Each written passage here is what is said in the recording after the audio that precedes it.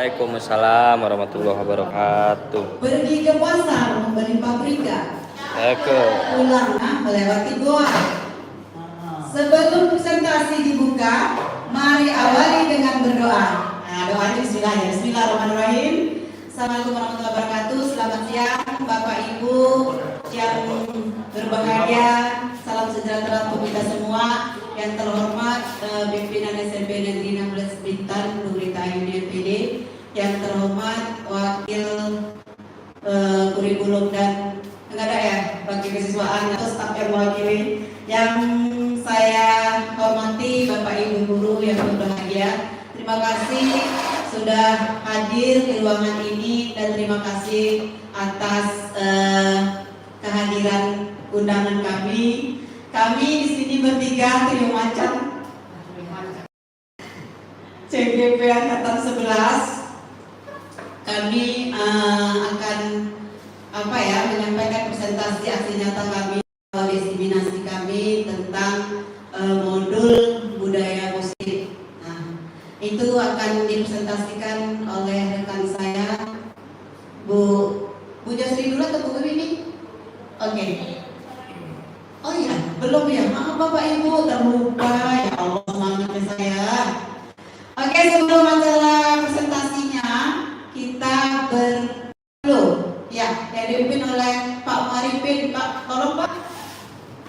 Ya, langsung ditembak aja nih, maaf ya Pak Maripin, gak ada lagi nih. Jangan. Oh iya. Iya. Karena Bapak Maripin, kami silakan. Assalamualaikum warahmatullahi wabarakatuh. Waalaikumsalam warahmatullahi wabarakatuh. Mohon izin sebelum doa saya baca, izin bagi yang beragama selain Islam dipersilakan beragama dan kepercayaan masing-masing. Izinkan saya mohon duduk dengan secara Islam. A'udzubillahi minasyaitonir rajim. Bismillahirrahmanirrahim. Alhamdulillah. Alhamdulillah.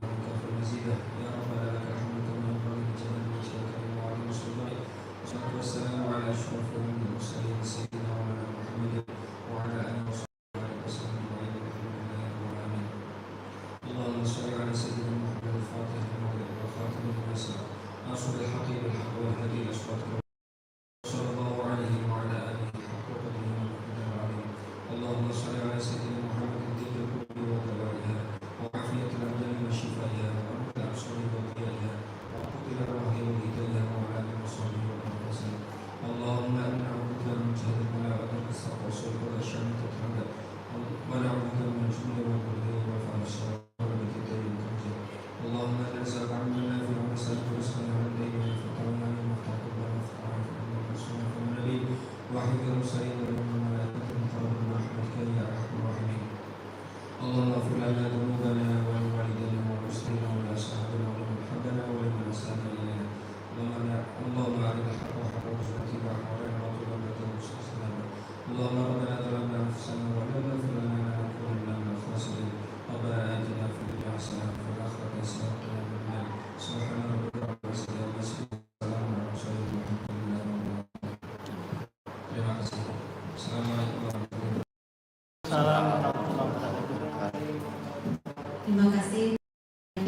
Selanjutnya menyanyikan lagu Indonesia Raya dan guru penggerak kami harapkan kepada Pak Bu Nagar.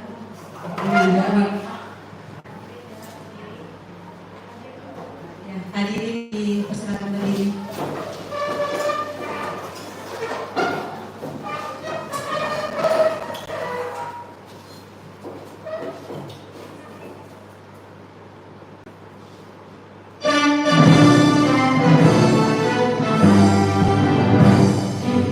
Indonesia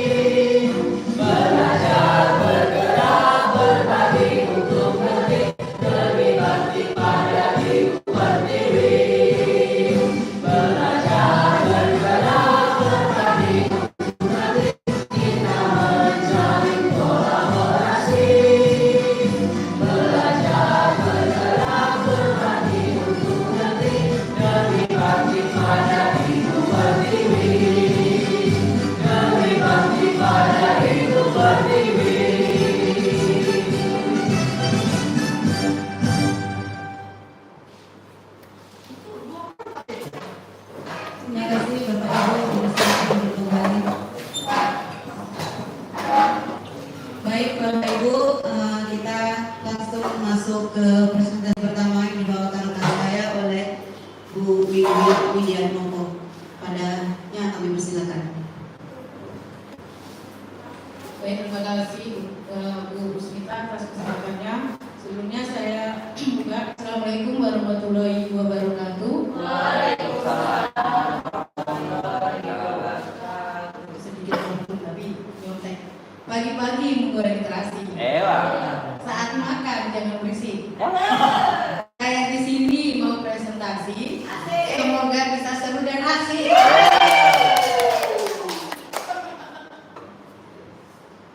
Untuk materi yang pertama yang saya bawakan nanti adalah tentang paradigma pendidikan. Sebelum memasuki materi, kita ice breaking dulu Bapak Ibu untuk menyegarkan suasana. Sudah siap terik? Duduk. Kita duduk selama kita tersenyum selama 3 detik. Tersenyum, lihat teman. Senyum temannya. Lihat senyum temannya sama itulah ekspresi senyumnya. Berarti itulah ekspresi senyum mata tidak semanis yang kita bayangkan. Ternyata ada lucu-lucunya juga ternyata kalau senyum dilihat. Oke, terima kasih sudah tersenyum pada siang hari ini. Ternyata senyumnya tidak semanis yang dibayangkan. Saya lanjutkan konsep dari diseminasi pada siang hari ini, yaitu tentang budaya positif. Yang pertama, perubahan paradigma belajar, disiplin positif, motivasi perilaku manusia, nilai-nilai kebajikan, kebutuhan dasar manusia, posisi kontrol guru, keyakinan kelas, dan yang terakhir adalah tentang segitiga restitusi. Jadi di sekolah yang kita terapkan di kurikulum Merdeka sekarang adalah budaya positif. Jadi semuanya tidak ada yang negatif, harus positif.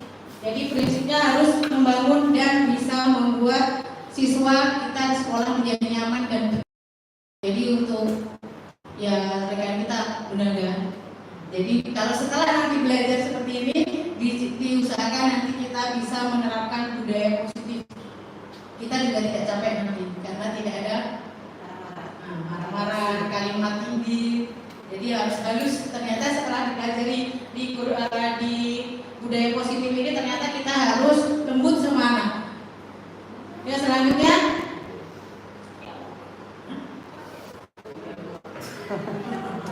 kesepakatan forum diseminasi pada siang hari ini kita adalah berdoa sebelum mulai kegiatan yang sudah dilewati. Kesepakatan yang kedua, fokus selama kegiatan. Jadi yang main HP tolong HP-nya di-off-kan dulu. Yang ketiga, aktif dalam sesi diskusi. Jadi minta tolong nanti keaktifannya. Yang keempat, izin apabila meninggalkan kelas. Yang terakhir, HP di silent. Next. Nah, materi yang pertama, perubahan paradigma belajar. Pembelajaran dengan paradigma baru merupakan pembelajaran yang dirancang berdasarkan prinsip pembelajaran berdiferensiasi. Jadi dalam paradigma belajar ini sekarang diterapkan pembelajaran berdiferensiasi. Artinya apa? Kita harus menyesuaikan dengan kebutuhan murid. Karena siswa itu memiliki keunikan masing-masing. Ada yang belajar dia tidak bisa diam, ada yang belajar dia harus berjalan, ada yang daya tangkapnya kurang, jadi banyak sekali macamnya. Jadi kita harus bisa menyesuaikan, sebagai guru harus bisa menyesuaikan kebutuhan murid. Jadi bukan menuntut mengikuti kehendak kita. Jadi tidak seperti itu. Paradigma perubahan paradigma belajar sekarang seperti itu. Jadi kita yang kemarin di modul 1.1 itu adalah menghamba pada murid. Jadi memang kita harus memenuhi kebutuhan murid kita. Kalau selama ini kita memaksakan kehendak kita ya Bapak Ibu ya. Kamu harus bisa ini. Kalau nggak bisa, nggak mengumpulkan tugas, kena hukum seperti itu ya Bapak Ibu ya. Jadi ternyata tidak, di paradigma belajar yang baru itu ternyata seperti itu, kita menghamba pada murid. Nah, disiplin kaitannya dengan disiplin positif. Nah, dari disiplin positif ini kita akan bisa mengetahui mana yang kita bisa kontrol itu siapa. Nah, sekarang untuk prakteknya, coba Bapak Ibu genggam tangan Bapak Ibu yang bisa membuka, apakah dipaksa atau kemampuan mengambil barang yang ada di genggaman Bapak Ibu, apakah yang bisa membuka dengan paksaan atau dari diri sendiri? Diri sendiri.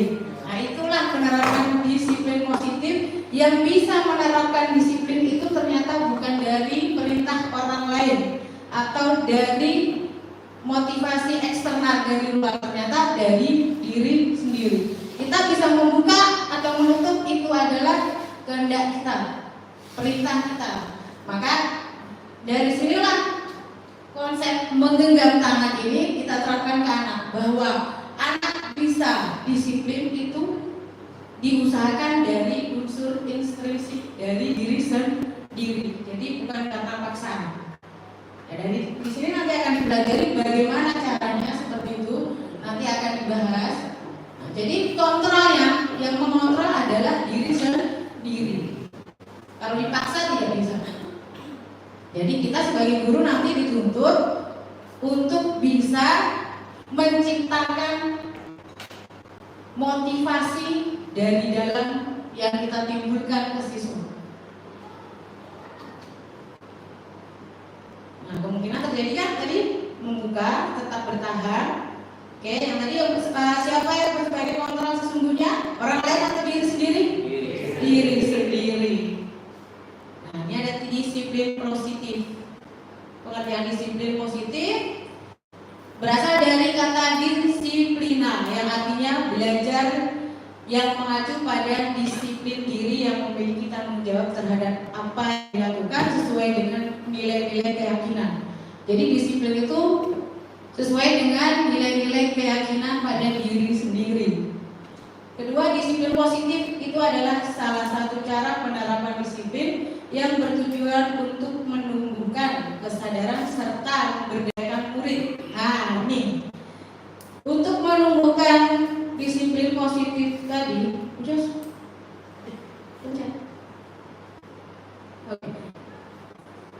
Lewat. Nah, ini untuk mewujudkan disiplin positif ini ternyata setelah dipelajari tidak boleh ada unsur 3 ini: imbalan, penghargaan, ancaman atau hukuman. Tidak boleh. Karena apa? Itu adalah termasuk unsur ekstrinsik yang bisa berlakunya hanya sementara. Jadi anak akan berbuat sesuai dengan disiplin positif yang ada itu karena hukuman, dan itu bisa hilang. Nanti setelah dihukum besok buat lagi, besok dibuat lagi, seperti itu. Memang kita di lapangan seperti itu ya Bapak Ibu ya. Kalau anak karena takut hukuman, berarti besok bisa dibuat lagi. Tapi kalau dari diri sendiri itu akan berlakunya lama. Kenapa? Dia akan selalu mengingat, oh, ya seperti ini, konsekuensinya adalah seperti ini. Jadi dia akan sadar dari diri sendiri. Jadi tidak perlu pakai hukuman. Yang ketiga, sebagai pendidik, kita sekarang adalah diharuskan bisa menciptakan peserta didik yang memiliki disiplin diri. Jadi setelah nanti kemarin disiplin positif dari Pak Kadi, disiplin positif dari kami bertiga, ya diharapkan nanti kita semua bisalah melaksanakan secara berkala, kita sama-sama menumbuhkan unsur intrinsik dari murid. Jadi kita biar kita tidak capek juga seperti itu. Pernahkah Bapak Ibu melakukan sesuatu yang mendapat senyuman dari orang lain untuk mendapatkan hadiah atau pujian, atau karena hanya untuk sekedar mendapatkan senyuman? Pernah. Sering. Untuk mendapatkan hadiah? Iya. dari kelas sebelah ya. Untuk mendapatkan. Nah itu termasuk unsur apa? Motivasi apa? Motivasi? X atau in? Intrinsik. Berarti ini kalau pakai intrinsik berarti kalau karena uang, karena senyuman berlakunya lama gitu ya? Iya. Selalu. Kalau orang yang dicinta betul lah intrinsik. Oke. Tapi kalau sekedar kawan kan. Jadi kalau menurut Bapak Ibu kalau untuk siswa kita bayangkan kita adalah siswa. Jadi sebagai motivasi apa? X atau in? Iya, X. X siapa kali ya? X. Ya, berarti kalau Pak Gali tadi dari yang dicintai saya intrinsik. Nah, betul juga karena yang dicintai terpaksa. Kalau di rumah intrinsik, kalau di luar rumah berarti ekstrinsik.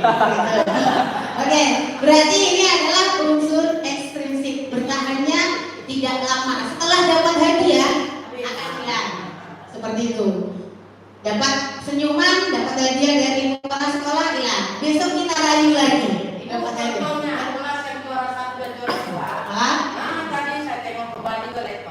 Seperti itu. Itu juga bisa. Berarti itu dia yang menerapkan motivasi apa? Eksternal. Ekstrinsik karena pengen ya hadiahnya udah diterima, kembali ke asal lagi. Jadi itu tidak bertahan lama. Maka kita sebagai pendidik diusahakan bagaimana kita ciptakan motivasi itu bertahan terus. Jadi yang biasanya buang sampah sembarangan gara-gara mau lomba kebersihan, rajin setiap hari buang sampah di tempat sampah. Ternyata setelah dapat hadiah kembali ke habitatnya. Maka bagaimana kita nanti bekerja sama menciptakan biar monoton, tidak karena hadiah. Oke. Jadi seperti itu. Bagaimana caranya nanti kita bahas bersama, kita kolaborasi seperti apa caranya. Oke, next. Teori motivasi perilaku manusia. Teori motivasi itu ada 3. Yang pertama tadi untuk menghindari ketidaknyamanan atau hukuman. Jadi dia berbuat itu hanya karena merasa tidak nyaman.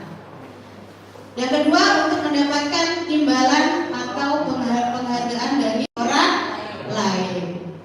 Yang ketiga untuk menjadi orang yang mereka inginkan dan menghargai diri sendiri dengan nilai-nilai yang mereka percaya. Dari ketiga motivasi perilaku manusia, menurut Bapak Ibu mana yang merupakan menunjukkan ke arah disiplin positif? Intrinsik. Yang mana? Yang Tiga, satu? yang ketiga. Yang ketiga. Oke, yang ketiga. Ya, yang ketiga karena di situ adalah menjadi orang yang mereka inginkan dan menghargai diri dengan nilai-nilai yang mereka percaya. Jadi motivasi perilaku itu tadi kalau berasal dari dalam atau intrinsik, mereka akan selalu mengingat, oh saya pengen menghargai diri saya sendiri. Seperti apa caranya? Yaitu saya harus menunjukkan nilai-nilai kebajikan yang ada pada disiplin positif. Di sekolahnya apa? Misalkan di sekolah ini adalah datang tepat waktu. Nah, dari situ kan menghargai biar agar tidak dipanggil guru. Jadi apa yang saya lakukan? Anak akan berpikir sendiri, kenapa harus dipanggil? Seperti itu. Oke. Untuk nilai-nilai kebajikan universal akan disampaikan oleh Bu Josri. Untuk materi dari paradigma belajar dan disiplin positif, ada pertanyaan Bapak Ibu? Oke, udah paham ya? Jadi kita akan menumbuhkan budaya positif dari motivasi intrinsik. Oke, itu saja dari saya. Lanjutkan oleh Bu Josri, waktu dan tempat saya persilahkan. Baik, terima kasih Ibu Wiwi. Mohon izin Ibu Kepala Sekolah dan Bapak Ibu Guru, saya meneruskan untuk materi karena kebetulan kami ada bertiga. Jadi di sini kan ada tadi 8 konsep inti dari budaya disiplin tersebut. Nah, dari 8 konsep inti tersebut kami bagi menjadi 3. Jadi kami membagi per konsepnya. Nah, tadi semuanya itu saling berkaitan Bapak Ibu. Mulai dari paradigma pembelajaran, kemudian teori motivasi, kemudian juga tadi ada disiplin positif, kemudian saya lanjutkan dengan nilai-nilai kebajikan. Tadi juga sudah kita dengar Bu Wiwi ada menyinggung tentang nilai-nilai kebajikan ya Bapak Ibu. Nah, kenapa lahirnya nilai, untuk apa nilai-nilai kebajikan tersebut? Tadi sudah disampaikan Bu Wiwi bahwa untuk motivasi perilaku itu harus dengan menunjukkan nilai-nilai kebajikan.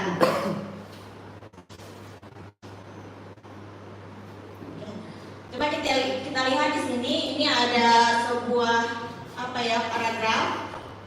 Tujuan kuliah dari penerapan disiplin positif adalah agar terbentuk murid-murid yang berkarakter, berdisiplin, santun, jujur, peduli, bertanggung jawab, dan merupakan pembelajar sepanjang hayat sesuai dengan standar kompetensi lulusan yang diharapkan. Jadi kalimat ini ada Bapak Ibu di dalam standar kompetensi lulusan, ya. Nah, kenapa itu ada beberapa kata yang saya tebalkan? Kira-kira menurut Bapak Ibu, kenapa saya menebalkan beberapa kata tersebut? Karena ini berkaitan dengan Nilai-nilai tangan yang saya. Bapak Ibu. Ya. Oke, silakan Pak Dani. Ya, makasih Bu Jusri. Menurut saya karena ini adalah kata-kata salah satu nilai-nilai kebajikan yang ada di dalam sebuah kalimat ini. Makasih. Ya, yang saya tebalkan menurut Pak Dani itu adalah nilai-nilai kebajikan universal. Kita teks dulu ya Pak Dani ya. Nah, nilai-nilai kebajikan universal itu Bapak Ibu sebenarnya dasarnya adalah profil pelajar Pancasila ya. Dari profil pelajar Pancasila yang 6 tersebut, ada 6 dimensi ini baru melahirkan proyek nilai-nilai kebajikan. Proyeknya apa saja? Banyak sekali nilai-nilai kebajikan yang dilahirkan dari dimensi-dimensi profil pelajar Pancasila. Ini adalah contoh dari proyek nilai-nilai kebajikan. Nah, seperti itu. Peduli misalnya.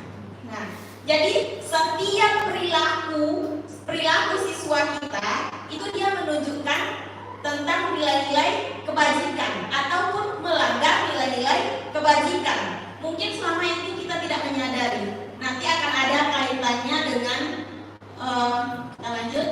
Nah, lanjut dengan kebutuhan dasar manusia. Nah, mungkin Bapak Ibu masih ingat ya, apa saja kebutuhan dasar manusia? Ada berapa kemarin Bapak Ibu? Kebutuhan dasar manusia? Lupa. Oke, yuk kita lihat. Kebutuhan dasar manusia itu ada 5. Nah, 5 kebutuhan dasar manusia. Yang pertama, kebutuhan bertahan hidup, kasih sayang dan rasa diterima, penguasaan, kemudian kebebasan, dan kesenangan. Nah, sebenarnya Bapak Ibu, setiap masalah yang dibuat oleh siswa kita tanpa kita sadari, mereka sedang memenuhi kebutuhan dasarnya Bapak Ibu. Ya, mungkin misalnya nih di dalam kelas mereka suka mengganggu temannya. Kira-kira kebutuhan dasar mana yang sedang mereka penuhi? Kalau mengganggu berarti ya bisa jadi itu adalah kesenangan. Apalagi kira-kira kalau kita tegur dia dengan sikap dia, berarti dia butuh apa? Kasih sayang. Perhatian dan kasih sayang. Nah, jadi setiap perilaku mungkin selama ini kita tidak menyadari apapun perilaku anak kita, kita tidak sadar kalau dia sedang memenuhi kebutuhan dasarnya. Nah, ini ada contoh kasus Bapak Ibu. Pak Doni. Ibu Ambar, guru wali kelas 2A di SD Pelita Hati, sedang bingung menghadapi ulah salah satu murid di kelasnya, Doni. Anak di kelas 2A telah datang padanya dan mengeluhkan Doni yang seringkali meminta bekal makan siang mereka dengan paksa. Jika Anda menghadapi situasi seperti Ibu Ambar, apa yang akan Anda lakukan? Menurut Bapak Ibu, kira-kira apa jawaban si Doni? Ayo, dari sini. Tanya aja lah, Kira-kira langsung. tanya, Doni akan jawab apa? Karena dari rumahku tidak ada makanan.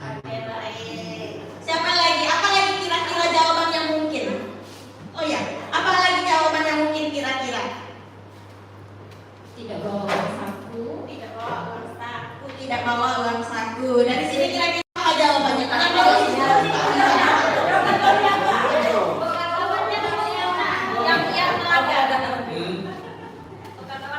Belum sarapan saya lupa soalnya. Bu Amna. Oh ya, Bu Amna ada jawaban lain. Mungkin Bu bekal kawannya itu enak-enak.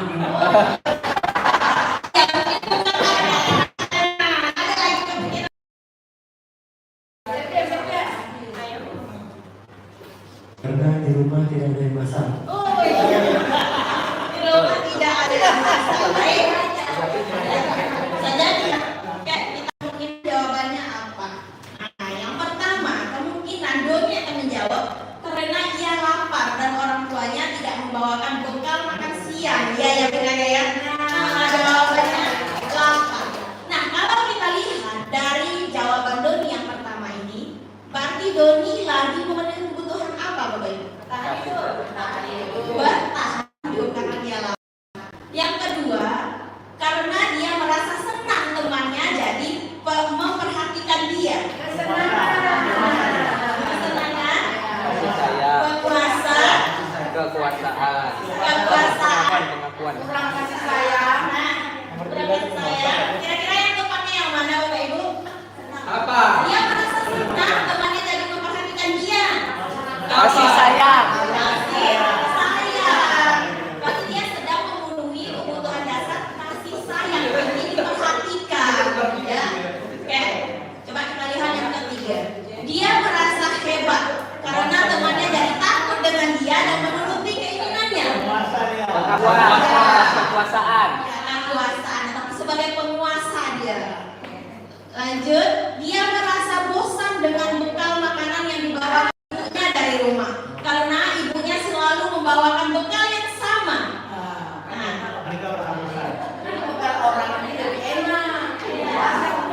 apa itu kira-kira? Ayo. Tengok lagi 5 nilai dasarnya. Mari kita tengok. Mana? Kan setuju? Ya, betul. Karena dia nggak mau itu terus, mau yang lain.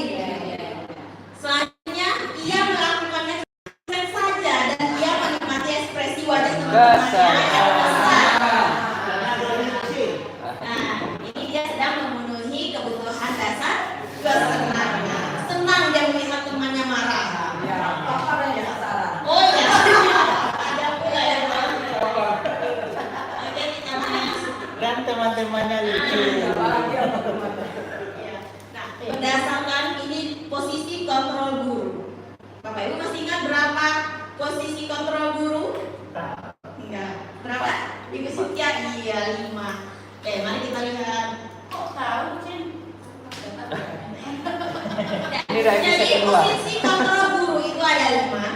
Ada yang posisi kontrol negatif, ada yang posisi kontrol Positif. positif. Nah, menurut Bapak Ibu ini negatif atau positif? Masih negatif.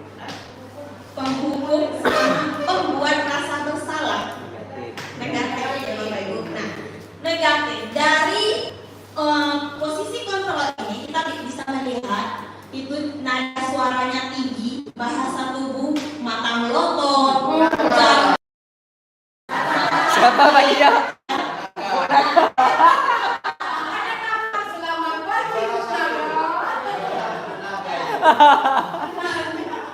contohnya kita bertanya kepada anak yang terlambat. Terlambat lagi, pasti terlambat lagi. Selalu datang terlambat. Kapan bisa datang tepat waktu? Nah, itu adalah posisi kita sebagai seorang penghukum. Kita langsung menjudge dia, padahal kita tidak tahu kenapa dia terlambat. Yang kita tahu adalah, kok kamu setiap hari terlambat? Kamu nggak tahu ya jam berapa maksudnya gitu ya. Nah, hasilnya apa Bapak Ibu? Hasilnya apa? Kemungkinan murid marah dan mendendam atau bersifat agresif.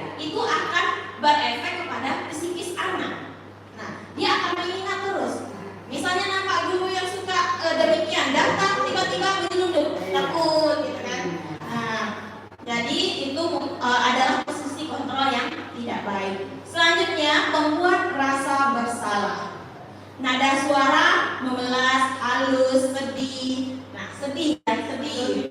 Bahasa tubuh merapat pada anak, lesu. Contohnya, ibu sangat kecewa sekali dengan kamu. Kamu terus itu ya membuat rasa bersalah. Atau gini, kalau kamu nggak bisa ujiannya nanti kepala sekolah marah loh sama ibu. Nah itu membuat rasa bersalah. Nggak boleh kita mengatasnamakan orang supaya anak itu berbuat baik begitu. Tidak. Seperti yang tadi sudah kita bahas, ada yang namanya motivasi intrinsik. Nah, kita tidak boleh mengatasnamakan orang. Nanti guru pikir marah loh kalau kamu pergi. Nggak usah gitu ya. Hasilnya apa? Kalau posisi kita sebagai pembuat rasa bersalah, hasilnya murid akan merasa bersalah telah mengecewakan ibu atau bapak gurunya. Murid akan merasa menjadi orang yang gagal dan tidak sanggup membahagiakan orang lain. Jadi psikisnya lagi ya Bapak Ibu. Nah itu mungkin kalau bisa kita untuk menghindari hal tersebut bisa kita hindari. Selanjutnya, nah kalau ini bagaimana menurut Bapak Ibu, itu masih negatif atau positif? Positif ya Bapak Ibu. Nah ini ada dua lagi yang positif. Nah dari yang dua positif ini bukan berarti kita tidak boleh berlaku seperti ini, tapi hasilnya masih ada tidak ideal begitu. Kalau seperti sebagai teman kan kita ramah pada anak, akrab, bercanda, bahasa tubuh merapat pada murid, mata dan senyum jenaka. Contohnya, ayolah bantu demi bapak ya, demi ibu ya. Tapi apa hasilnya? Murid akan merasa senang dan akrab dengan guru. Namun murid menjadi tergantung pada guru tersebut. Itu posisi kalau kita Menjadi tergantung. Misalnya anak tersebut terlambat, kita panggil anak tersebut, kemudian kita seolah kita menjadi teman dia, akrab. Tapi setelah itu kita bertanya apa kepada anak? Kalau kita sebagai teman, misalnya kita mengatakan kepada dia, untuk hari ini nggak apa-apa, ibu tolong kamu. Nah, itu nggak boleh ya Bapak Ibu. Ibu tolong kamu. Nah dia mungkin merasa tertolong, tapi besoknya dia tidak mandiri, dia akan bergantung kepada kita. Itu kekurangan dari posisi kontrol kita sebagai, kalau kita menempatkan diri kita sebagai teman. Nah, kemudian yang selanjutnya ini yang keempat ya Bapak Ibu, sebagai pemantau. Di sini ada cara datar, biasa aja lah gitu. Kemudian bahasa tubuh formal. Nah, contohnya peraturannya apa? Ini anak itu harus berlaku sesuai aturan yang ada. Tidak boleh sedikit lenceng dari peraturan. Peraturannya apa? Apa yang kamu lakukan? Gitu. Ini bukan tidak baik juga ya Bapak Ibu. Ini baik. Boleh kita lakukan. Tapi mungkin hasilnya begini. Mungkin memahami konsekuensi yang harus dijalankan karena telah melanggar salah satu peraturan sekolah. Murid itu memahami konsekuensinya. Kalau mereka melanggar, mereka tahu apa yang harus dikerjakan. Begitu. Tapi itu tidak dari dalam hatinya, tidak termotivasi dari dalam dirinya sendiri. Karena dia berbuat seperti itu karena aturannya. Oke. Kemudian posisi kontrol yang terakhir. Nah ini yang terakhir, pada posisi manajer maka suara, posisi terakhir itu adalah manajer ya Bapak Ibu.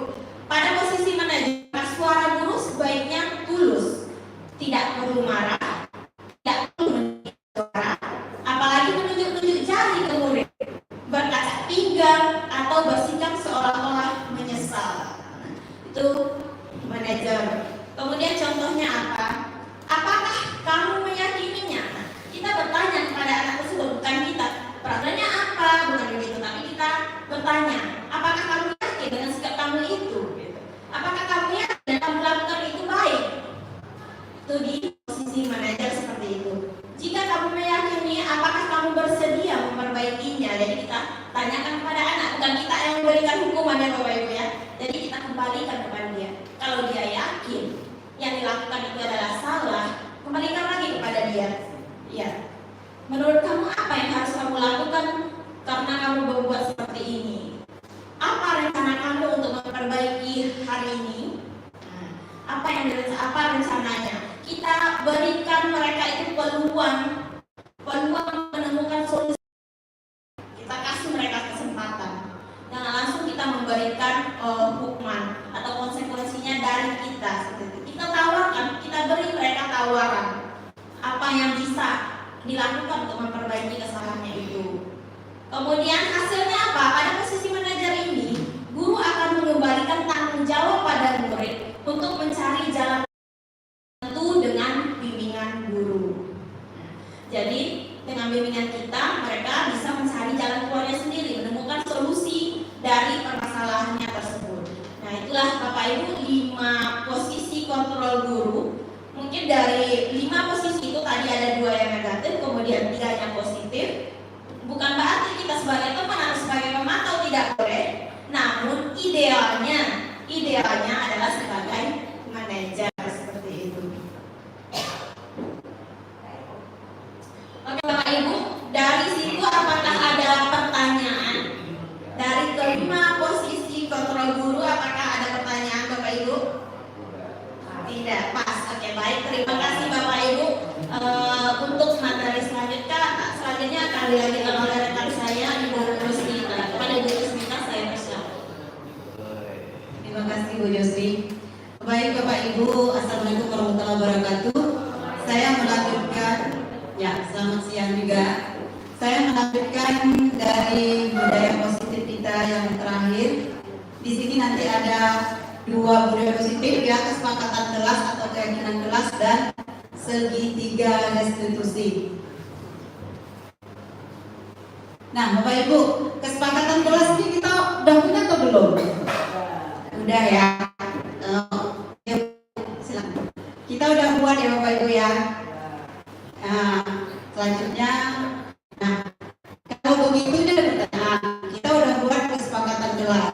Kira-kira pertanyaan ini, mengapa membuat keyakinan kelas bukan peraturan kelas? Kita kemarin buat nih kan, keyakinan atau kesepakatan kelas. Nah, mengapa kita buat kesepakatan atau keyakinan bukan peraturan? Dan mungkin kita pernah buat peraturan ya. Baik, terima kasih. Sudah ada yang lain? Bapak Ibu, mungkin ada yang jawaban lain ya Pak Setian? Pakai mic nih. Iya, biar kencang suaranya. Karena kalau peraturan itu biasanya melaksanakan dengan terpaksa. Tapi kalau keyakinan mereka bersama dengan wali kelas pasti menyepakati bersama. Nah, itu seperti itu. Terima kasih Pak Setian. Ada yang lain mungkin dari kelompok ini? Pak Henry mungkin atau Pak Doni mau menambahkan? Kelompok saya aja. Oke Bapak Ibu yang di sini Bu, ada kira-kira yang menambahkan apa ada jawaban yang lain? Sama gimana? Sama muda gak beli? Sama tuanya dong. Enggak ya? Oke baik Bapak Ibu. Oh Pak Gali, oh ya Pak Gali, silakan. Tak boleh. Boleh. Tidak peraturan, tidak peraturan. Pertanyaannya kenapa kan dulu? Mengapa kan? Ya. Mengapa keyakinan kelas? Kenapa tidak peraturan kelas saja? Karena kalau peraturan kelas itu adalah unsur ekstensif. Sementara kalau dengan keyakinan kita berbicara sesuatu dan persepsi kita masing-masing. Jadi keyakinan itu adalah unsur ekstensif. Jadi menurut saya kenapa keyakinan? Ya karena memang motivasi dari dalam ya. Kalau pada saat itu saya pernah bercerita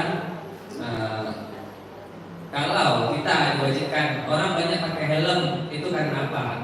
Karena takut hilang, bukan takut kalau dia tidak selamat. Tapi kalau kita yakin dengan pakai helm kita selamat, maka pasti kemanapun kita berada atau tidak ada polisi kita akan tetap memakai helm. Barangkali seperti itu Guru. Terima kasih. Assalamualaikum warahmatullahi wabarakatuh.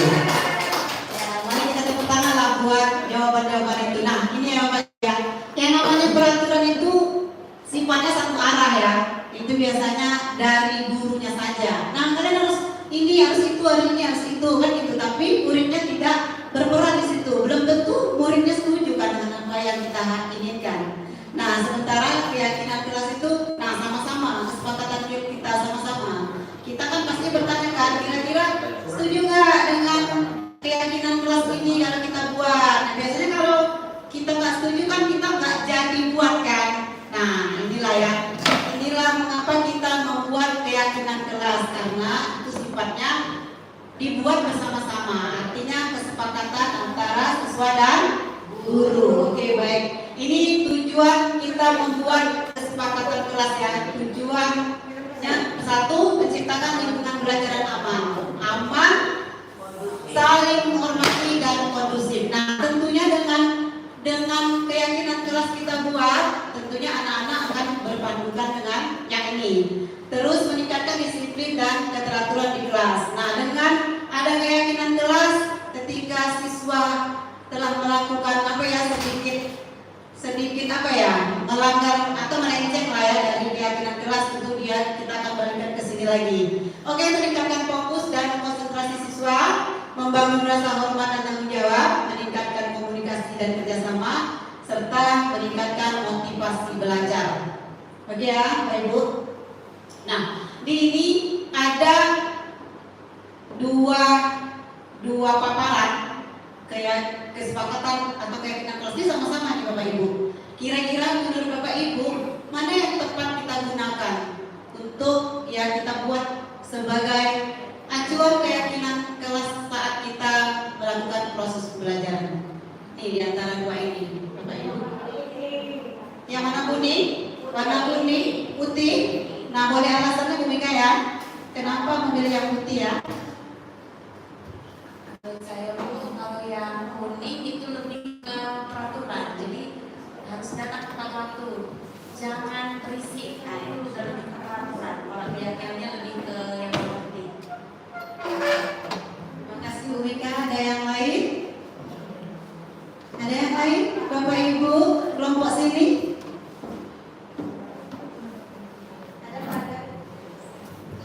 Kalau yang kuning itu menurut saya itu hanya untuk istilahnya kesepakatan secara pribadi, jaga kebersihan, nah itu kan, dan dengan datang tepat waktu. Jadi kalau yang kuning ini ada kata bersama-sama, berarti semua melaksanakannya. Yang putih, kalau yang kuning secara pribadi, seolah-olah dia hanya untuk pribadi. Ada yang lain? Pak Satya, kira-kira ada yang mau disampaikan? Pilih kira-kira kenapa dan mengapa alasannya? Oh, itu main-main HP, Bu. Aku dokumentasi.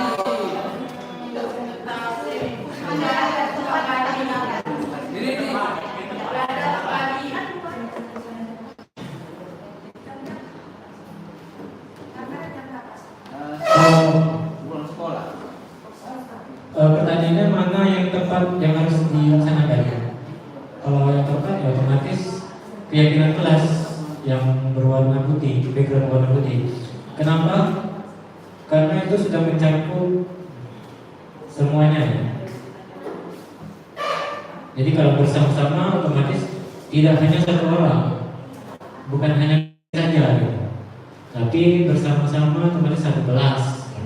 Kalau itu jangkauannya per kelas. Kemudian menghormati dan mendengarkan nasihat guru. Berarti semuanya otomatis kalau dalam pembelajaran nggak boleh ada yang main. Ya seperti itu tugas.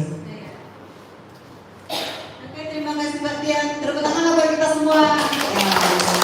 Ternyata kita sudah paham ya mana yang harus kita gunakan untuk memang keyakinan kelas yang tepat gitu. Kalau yang ini ya bisa aja kita buat bersama-sama, tapi kan masih ada sifat instruksinya kan.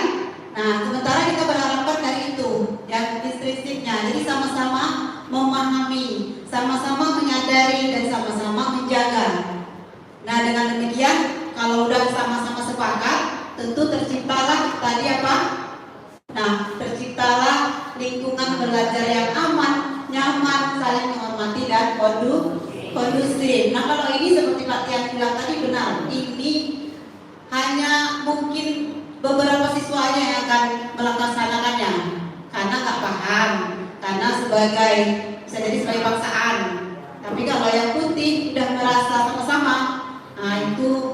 pasti akan nyaman belajarnya, dan juga dia bersifat bernilai kebajikan. Baik Bapak Ibu. Nah, itu tadi untuk yang keyakinan kesepakatan kelas. Nah, mudah-mudahan kita bisa menerapkan yang warna putih nanti ya. Bisa kita ubah, berarti bukan memaksakan, tapi sama-sama melaksanakan. Jadi biar nggak ada sesuatu terpaksa, tapi kita sama-sama, kita sendiri juga harus begitu datang masuk kelas tepat waktu. Ya benar ya. Nah, ya terkadang mohon maaf juga ya Bapak Ibu, kita sendiri aja kadang-kadang pakai tawa dulu ya. Nah, saya juga seperti itu, bukan Bapak Ibu aja, saya juga. Mari kita sama-sama perbaiki. Oke, ini segitiga restitusi. Ada yang tahu Bapak Ibu? Mungkin ada yang ingat dulu waktu Pak kali ini segitiga restitusi ini? Ada yang masih ingat? Dah lupa. Oke, baiklah. Oke. Segitiga restitusi adalah proses menciptakan kondisi bagi peserta didik untuk memperbaiki kesalahan mereka, sehingga mereka bisa kembali pada kelompok mereka dengan karakter yang lebih kuat. Melalui restitusi kita dapat membantu peserta didik menjadi lebih memiliki tujuan, disiplin positif, serta memulihkan dirinya setelah berbuat salah. Restitusi membantu terdidik untuk jujur pada diri sendiri, mampu merefleksi diri dan mengevaluasi dampak dari kesalahan yang dilakukan. Restitusi memberikan penawaran bukan paksaan. Nah, itulah tadi. Kita itu balik ke posisi kontrol, ada hukuman, ada masalah apa? Mencari masalah. Nah, itu. Jadi kedepannya kita akan melaksanakan yang namanya segitiga restitusi untuk menyelesaikan masalah anak. Kita akan membuat mereka itu bukan merasa bersalah, tapi ingin memperbaiki dirinya dengan kesadaran dirinya sendiri. Oke, ini gambaran untuk segitiga restitusi. Segitiga restitusi itu melalui validasi tindakan yang salah, pertama menstabilkan identitas, ya, lalu validasi tindakan yang salah dan meyakinkan, menanyakan keyakinan. Ini gambar segitiga restitusi ya, Bapak Ibu. Tiga langkah dalam menyelesaikan masalah ini melalui metode segitiga restitusi. 1. Menstabilkan identitas, 2. Validasi tindakan yang salah, dan 3. Menanyakan keyakinan. Kira-kira menurut Bapak Ibu, selama ini kita udah pakai ini belum? Nah, selama ini mungkin kita tuh yang menghukum, merasa bersalah, itu ya. Nah, selain kita menggunakan kontrol manager tadi, nah kita harus melalui ini untuk menyelesaikan kasus anak. Baik, nah ini contoh kalimat yang kita utarakan pada anak ketika kita menyelesaikan kasus-kasus anak ini melalui 3 tahap segitiga restitusi. Baik Bapak Ibu, salah satunya mungkin bisa kita pakai ya, nggak bisa pakai semuanya nggak apa-apa, yang penting kita udah menjalankan 3 tahap ini. Mungkin salah satunya adalah berbuat salah itu tidak apa-apa nah, tapi kan lanjut lagi validasinya, kamu pasti punya alasan kenapa kamu berbuat ini. Kita contohkan kasus terlambat ya, selalu berbuat terlambat. Nah, nggak apa-apa, kita nggak apa-apa juga, nggak apa-apa nah, nggak apa-apa melakukannya, tapi kamu kenapa alasannya begini terus. Nah, baru menanya keyakinan, apakah nilai-nilai keyakinan atau kesepakatan kelas atau kesepakatan sekolah sendiri yang sudah mereka langgar. Itu ya. Ini kira-kira Bapak Ibu Dia telepon saya lupa, saya kecilkan volumenya. Dalam penyelesaian Dia telepon suaranya nggak ada, dia bilang suara nggak ada. Iya lah, orang saya. Nah Bapak Ibu, ini ada contoh penanganan kasus dengan tahapan segitiga restitusi.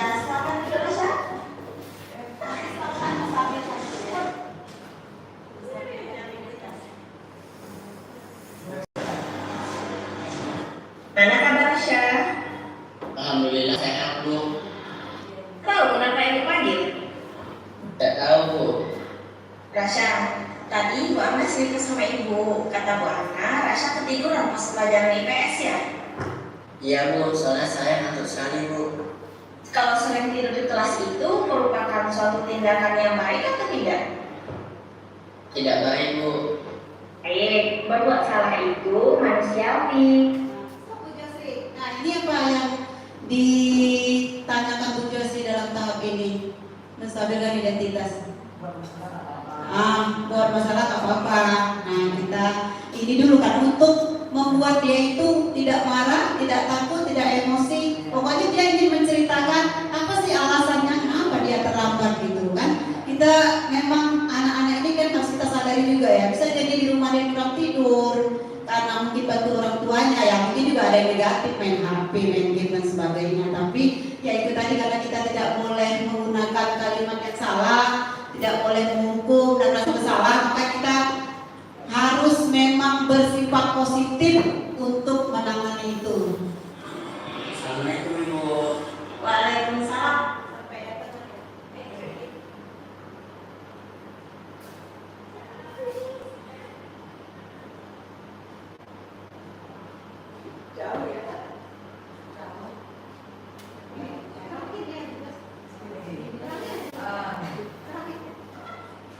Orang pasti pernah berbuat salah, setiap orang. Tidak baik Bu. Berbuat salah itu manusiawi. Setiap orang pasti pernah berbuat salah. Yang terpenting kita belajar untuk memperbaiki kesalahan kita tersebut. Setuju tidak? Iya Bu, saya setuju Bu. Ya, sekarang kita cari solusinya sama-sama ya.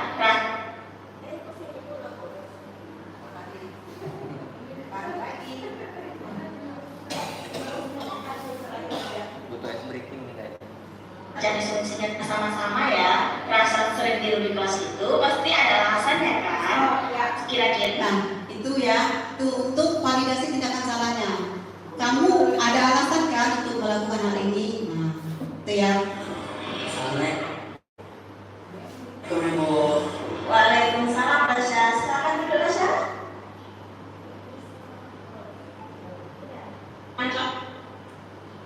Selamat malam Bu. Apakah tindakan kamu itu sesuai dengan keyakinan kelas kita? Tidak Bu. Kalau begitu, keyakinan kelas mana yang kamu Rasya tunjukkan? Yaitu fokus mengikuti pembelajaran di kelas Bu. Kalau begitu, menurut kamu apa yang akan kamu lakukan supaya tidak tertidur lagi di kelas? Saya akan berjalan lagi Bu, dan saya tidak akan main HP lagi hingga larut malam Bu. Baik, sekarang berarti kita kan sudah menemukan solusinya bagaimana supaya Rasya tidak ketiduran lagi di kelas. Jadi Rasya tidak lagi bermain HP sampai larut malam, jangan sampai begadang lagi. Nanti Ibu akan berkoordinasi dengan orang tua Rasya. Baik Bu, terima kasih ya Bu. Baik Rasya, sekarang Rasya boleh kembali ke kelas. Oke, baik. Bapak Ibu, itu yang untuk terakhir itu adalah menanyakan keyakinan. Keyakinan kelas apa yang sudah dilanggar? Tadi apa? Keyakinan kelas yang datang? Oke. Fokus.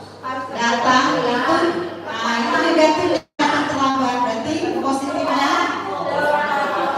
iya, tepat waktu. Nah, kasus tadi kira-kira apa yang dilakukan Rasya? Tidur di kelas. Kesalahan yang dilakukan Rasya adalah tidur pada saat pelajaran Bu Aminah. Pelajaran IPS. Koreksi Bapak Ibu. Gunakan belum tidur tadi ya Gunakan ya. Oke, berarti keyakinan kelasnya apa? Fokus mengikuti belajar. Karena dia ngantuk, tiap hari dia ngantuk terus ya. Oke, ada lagi Bapak Ibu? Ada lagi kira-kira apa? Ada? Gak ada? Oke, itulah Bapak Ibu.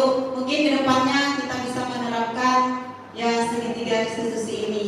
Bukan kita mencari kesalahan siswa, tapi mencari solusinya agar siswa memperbaiki dirinya atas keinginan sendiri, bukan paksaan dari guru, dari teman maupun dari orang tuanya, tapi dari dirinya sendiri. Baik Bapak Ibu, dari keyakinan kelas dan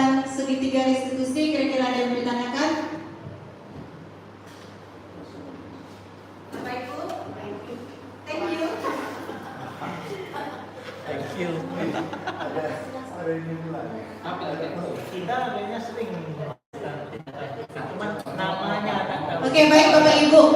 Dari Terus nih Pak Budi mau ngasih apa pendapat. Oke, boleh pendapat, boleh tanggapan, pertanyaan, silakan Pak Budi. Assalamualaikum warahmatullahi wabarakatuh. Waalaikumsalam warahmatullahi wabarakatuh.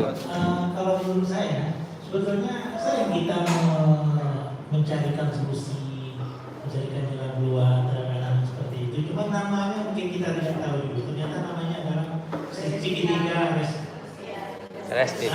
restitusi. Karena beberapa kasus memang kita temukan anak yang pertama dia datang terlambat, yang kedua dia tidur, dan ternyata dia membantu orang tuanya ke laut malam sampai subuh. Kadang-kadang solusi yang kita berikan itu ya membantukan mereka, kadang tidak. Kadang-kadang saya memang kasih izin. Kalau itu memang karena tidak sanggup lagi dia menahan ngantuknya itu, dan kita pun tak akan bisa dipaksakan. Disuruh buka pun dia tak akan tetap ngantuk. Disuruh diri pun dia akan tetap ngantuk. Ya udah sekarang kamu tidur cuma 10 menit. 10 menit itu tidur lagi. Dan ternyata namanya adalah segitiga Restitusi. Yeah. Assalamualaikum warahmatullahi wabarakatuh. Waalaikumsalam warahmatullahi wabarakatuh. Iya boleh Bu Desi, silakan. Ya, terima kasih. Terima kasih sekali Pak Budi. Ya, mungkin kita tanpa sadar ya Pak Budi. Ya, sebenarnya kita sudah menjalankan Bapak Ibu. Sebenarnya kita sudah menjalankan segitiga restitusi itu. Nah, segitiga restitusi itu kan tadi ada 3 tahapan. Meskipun kita tidak melalui ketiga tahapan tersebut, kita sudah melakukan yang namanya segitiga restitusi dalam penyelesaian masalah. Nah, mungkin saja selama ini kita sudah menstabilkan identitasnya, sudah kita buat dia senyaman mungkin untuk bercerita dengan kita, sudah. Kemudian kita validasi kesalahannya itu seperti apa, itu sudah. Kita sudah tanyakan apa alasannya dan segala macam. Namun mungkin pas di akhir kita menanyakan keyakinan itu, mungkin solusinya tersebut kita yang menawarkannya Pak Budi ya. Nah, kita yang menawarkan. Namun idealnya di sini kalau posisi kontrol kita sebagai manajer dan kita menggunakan pendekatan segitiga restitusi tadi, solusinya itu kita tawarkan kepada anak. Nah, jangan kita yang kalau begitu kamu nggak usah lagi membantu orang tua sampai malam, mungkin siang aja gitu ya. Kita yang berikannya Pak Budi, tapi sebisa mungkin kita kasih tawaran supaya kamu tidak terlambat lagi, apa yang bisa kamu lakukan seperti itu. Nah, kalau bisa kita mencari solusinya, kita bimbing anak itu, tapi solusinya dari kita bersama, kita tawarkan dulu dia seperti apa yang dia mau solusinya begitu. Terima kasih. Terima kasih Desi.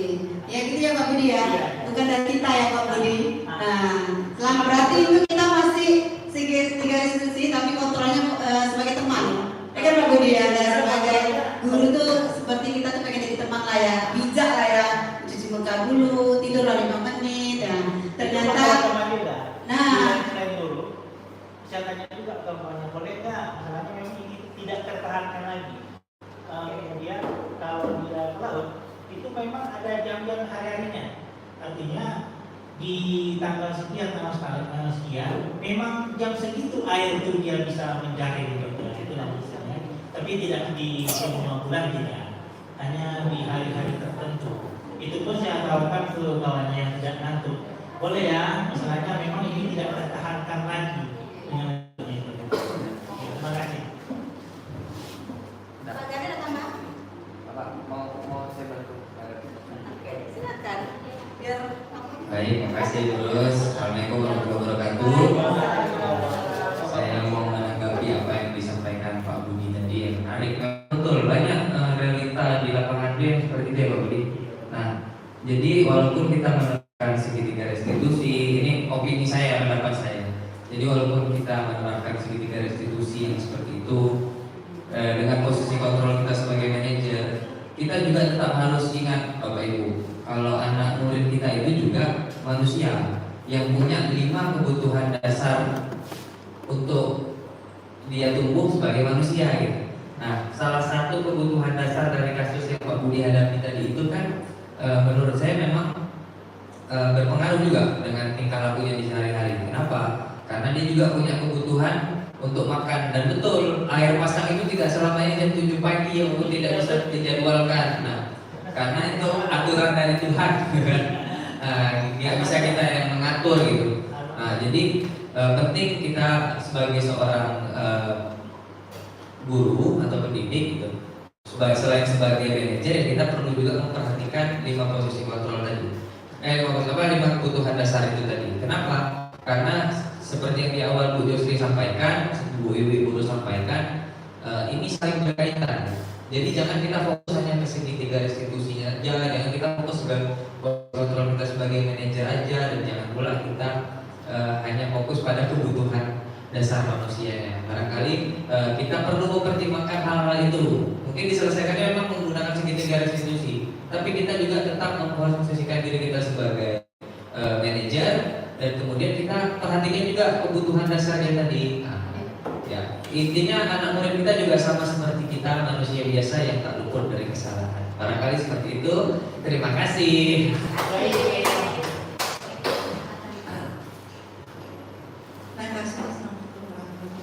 Waalaikumsalam warahmatullahi wabarakatuh. Narasumber di sini sebagai pelaku diseminasi pada anak remaja. Jadi setiap melaksanakan restitusi tadi ketiga tahapnya. Namun kita perlu mengingat bahwasanya 5 kebutuhan dasar tidak boleh terlepas, dan berkaitan juga dengan sikap kita sebagai sebagai pemerintah, sebagai manajer, kita harus melihat apa permasalahannya. Kemudian tadi ada penekanan bagaimana kita memberikan pengertian kepada siswa kita letak kesalahannya. Tidak mesti kita itu dengan suara yang keras, tapi cukup kita tanyakan apakah yang sudah dilakukan itu sudah benar atau tidak. Kemudian kita kembalikan lagi, kalau dia sudah tahu letak kesalahannya, kita kembalikan lagi kepada anak. Kira-kira apa sih penyebabnya tadi, seperti tadi validasi, dan validasi penyebabnya apa, kemudian barulah kita kembalikan lagi solusi. Memang sebaiknya tidak dari kita, tapi dari diri anak itu sendiri. Kalau kita sebagai pelaku gurunya, berarti validasi diri kita dalam mengajarnya. Apakah kita memposisikan diri kita itu sebagai 3 posisi restitusi atau 5 kebutuhan dasar kita mengajar pada anak kita. Anak kita adalah di kelas. Jadi bagaimana kita memperlakukan siswa sendiri sebagai manusia. Jadi harus kita tahu letaknya bagaimana. Nah, cara meletakkan validasi kesalahan tadi ada sisi yang negatif, ada sisi positif. Kita ambil di sisi positifnya dengan suara yang lemah lembut, tapi tetap penekanan bahwa dia itu ada melakukan satu kesalahan. Tetap suatu kesalahan adalah kesalahan. Tidak boleh kesalahan dan dijadikan satu pembenaran. Itu yang harus kita pegang teguh. Karena itu disiplin positif harus kita tanamkan. Jangan nanti kita mentang-mentang langsung kesalahan dan jadikan satu positif. Kita benarkan, itu yang tidak boleh. Anak jadi satu pembiasaan. Oh, nanti dibenarkan oleh Bapak Ibu guru kita. Jadi kita tanamkan. Baru setelah dapat solusi dari anak, baru kita kembalikan lagi keyakinan kepada anak tersebut. Dengan solusi yang dia ambil, kita ambil dulu kesepakatan berarti itu ke depan. Tadi si Rasa sudah ambil solusinya, nanti ke depan dia memutuskan dirinya sendiri untuk tidak diulangi. Jadi harus kita kembalikan lagi. Kalau kita dalam proses pembelajaran ada refleksinya kembali kepada siswanya. Saya rasa seperti itu, Bu. Terima kasih. Tangan kalau kita semua ya. Baik Bapak Ibu, kita udah berada di akhir sesi presentasi. Kira-kira Bapak Ibu, saya minta refleksi dari masing-masing kelompok, boleh ya? Refleksi dari awal pembahasan materi kita sampai akhir, boleh ya? Dari kelompok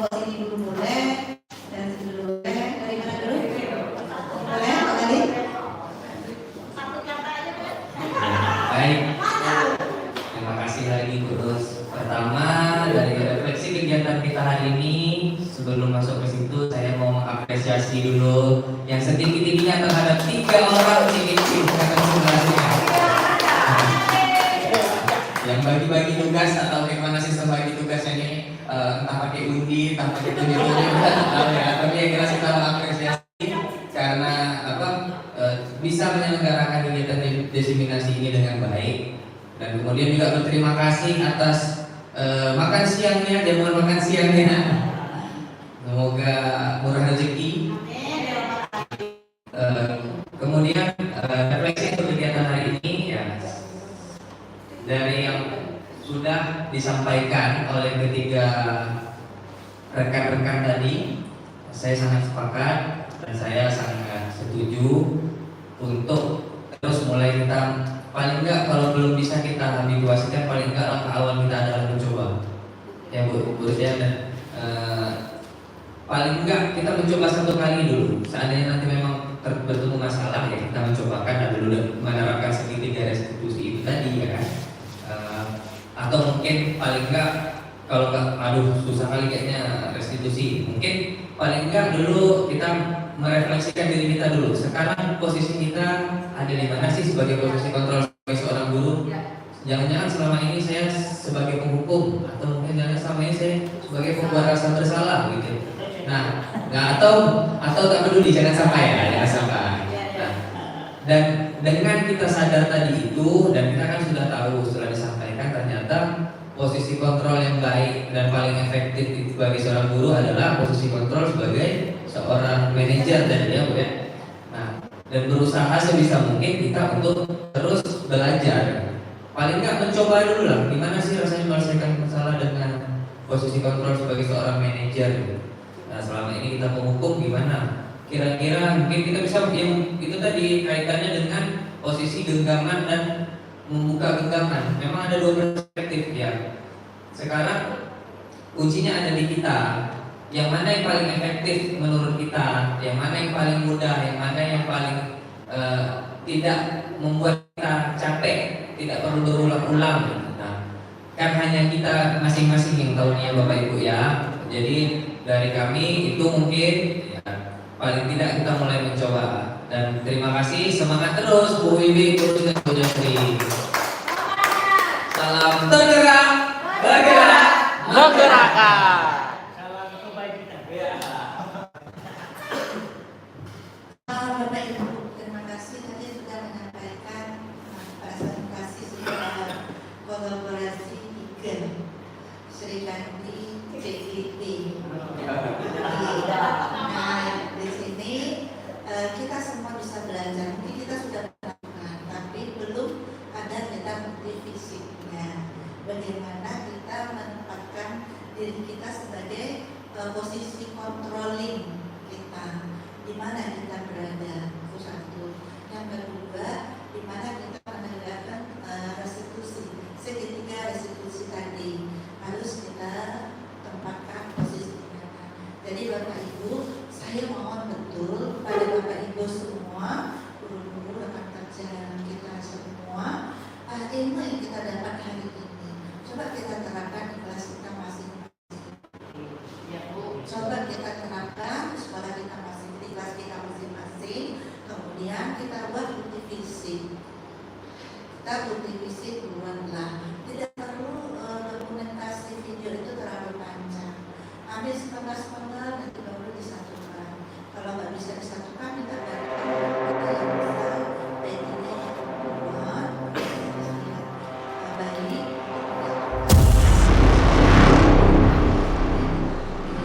Jadi nanti kita mengevaluasi diri kita sendiri.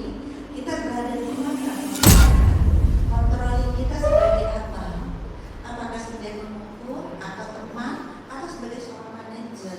Jadi kita evaluasi diri kita masing-masing. Kemudian letakkanlah segitiga restitusi tadi. Maka validasi dulu atau kita tanyakan permasalahan bagaimana, kita validasi. Oh, kita mengajar begini, ternyata anak kita begini di kelas. Baru kita solusi kita keluarkan dari kita sendiri. Oh, berarti ke depan saya harus perbaiki. Mengajar saya minggu depan saya perbaiki. Bu, saya betul harap Bapak Ibu bisa menjalankan apa yang sudah diberikan oleh rekan-rekan kita tadi. Laksanakanlah, implementasikanlah di kelas masing-masing. Tidak ada hal yang rugi kalau kita mau belajar. Jadi kita gunakan. Jangan pada saat kita mau diobservasi oleh tim atau oleh kepala sekolah, baru kita tampilkan hal yang cantik. Kita kepala sekolah sudah tahu.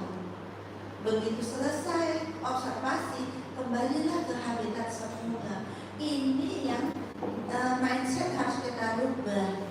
Tadi sudah kita pelajari 5 prinsip controlling dan 3 eksekusi. Rubah mindset kita masing-masing. Oh saya begini. Jadi kita belajar. Inilah kita belajar sepanjang hayat. Jangan lupa kita adalah belajar yang paling baik. Tuhan memberikan kita itu kelengkapan dan maha sempurna. Tinggal kita menggali apa potensi kita. Jadi Bapak Ibu bisa semua melaksanakan.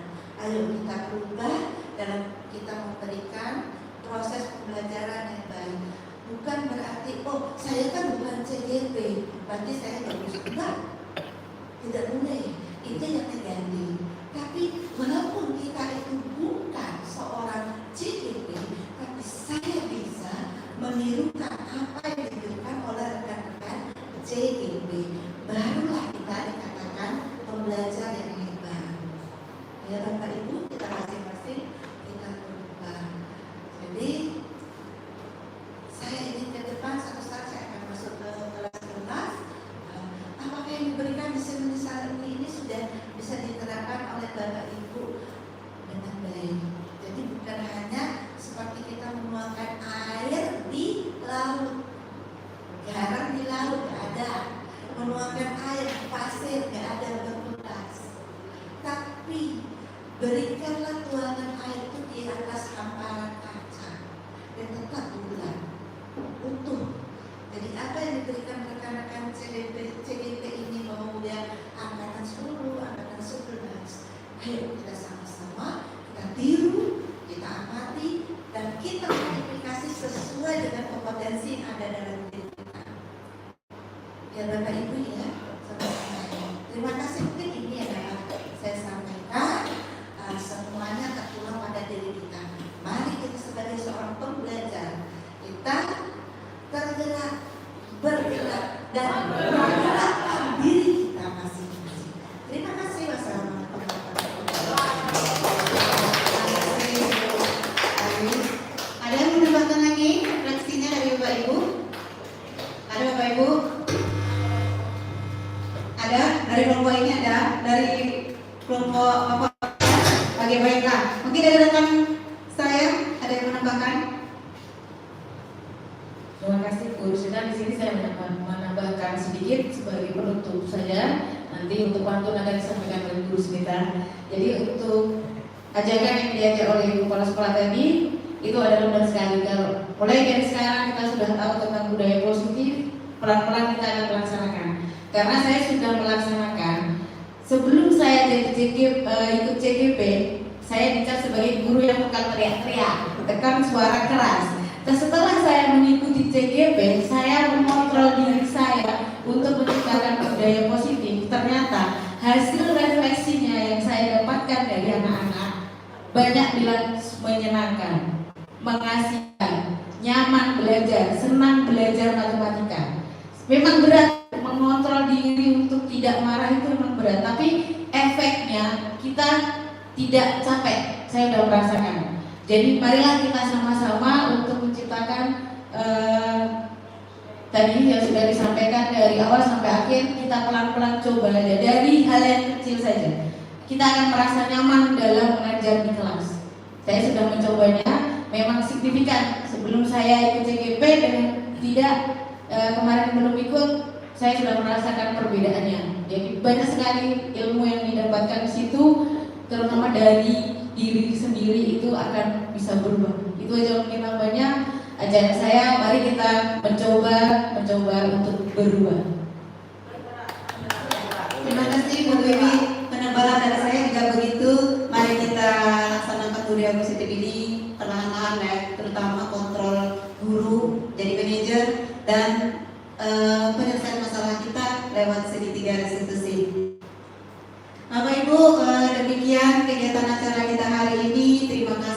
atas partisipasinya, kolaborasi kita hari ini dalam diskusi diseminasi kami. Terima kasih banyak. Kami bertiga mengucapkan mohon maaf bila ada kesalahan. Inilah kami. Mari kita ikut CGP lagi angkatan 12. Pantun terakhir, bir laut seperti kolam, ikan paus pandai menyelam. Dari hati yang paling dalam, saya tutup presentasi dengan salam. Salam bergerak, bergerak, bergerak, bergerak. Terima kasih. Assalamualaikum warahmatullahi wabarakatuh dan selamat siang Bapak Ibu. Oke Bapak Ibu, foto bersama yuk.